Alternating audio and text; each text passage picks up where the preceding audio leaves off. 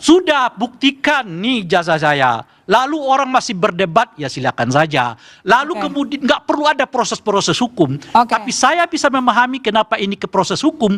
Karena memang eranya Pak Jokowi itu era hukum menghukum. Jadi sebetulnya saya ragu kita sedang menegakkan negara hukum. Tetapi kita sedang menegakkan negara hukum-hukuman. Gitu. Saya memang sejak awal tidak yakin mau akan ada reformasi polisi karena memang pemerintahnya tidak sungguh-sungguh. Ini hanya lip service saja. Cocok logika. Kemarin anaknya sowan ke Solo, mungkin ada pesan dari sang ayah.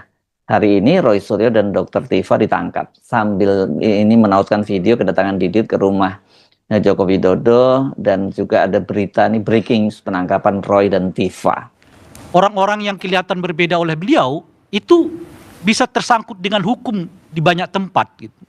Dengan tentu banyak dalil, pakai undang-undang ini, pakai undang-undang itu. Lihat loh ya, di era Pak Jokowi itu berapa banyak orang yang dituduhkan sebagai pelaku makar. Dalam beberapa kesempatan Didit ini memang tampaknya sering menjalankan peran-peran diplomasi mewakili bapaknya.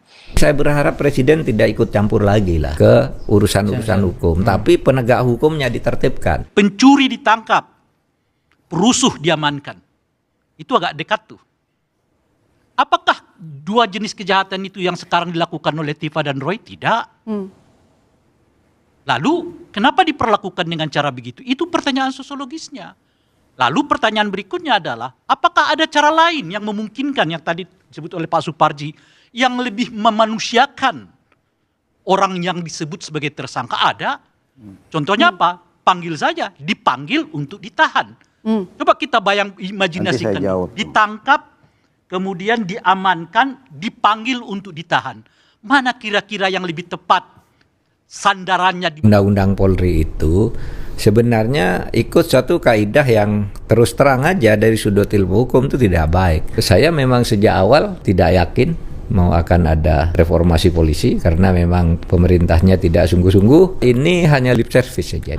Kayak ada dalam tekanan, kayak ada dalam ancaman dari orang yang akan direformasi. Bukan hanya bertentangan dengan putusan MA, itu bertentangan dengan undang-undang ASN. Saya berharap Presiden tidak ikut campur lagi lah ke urusan-urusan hukum, tapi penegak hukumnya ditertibkan.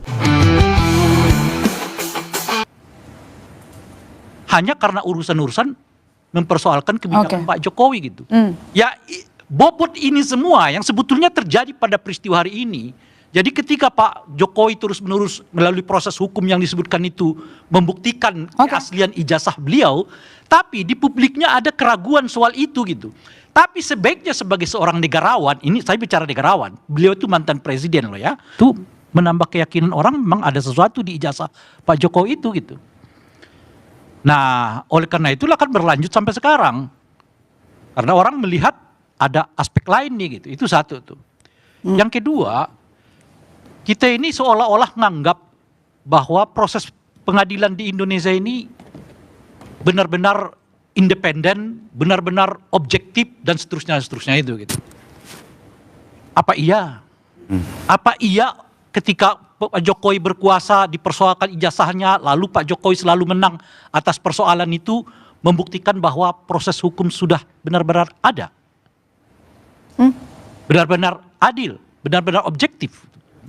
Emang sebaiknya ijazahnya dibuktikan asli dulu atau langsung dilaporkan kan gitu? Ya kalau logika yang waras, buktikan asli dulu. Dan pembuktian asli itu sebetulnya sebagai seorang negarawan ya, nggak perlu bagi saya pada tingkat tertentu harus melibatkan proses hukum. Ini ijazah saya, selesai itu. Ya kan? Ada yang, oh iya bagus, oh iya setuju gitu. Udah biarkan saja udah.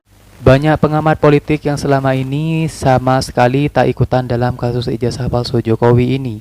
Sekarang buka suara setelah terjadi penangkapan ini dinilai sangat tak manusiawi dan hampir dapat dipastikan ada intervensi politik dan perintah Jokowi. Bahkan ada yang kaitkan dengan kehadiran Didit ke Solo.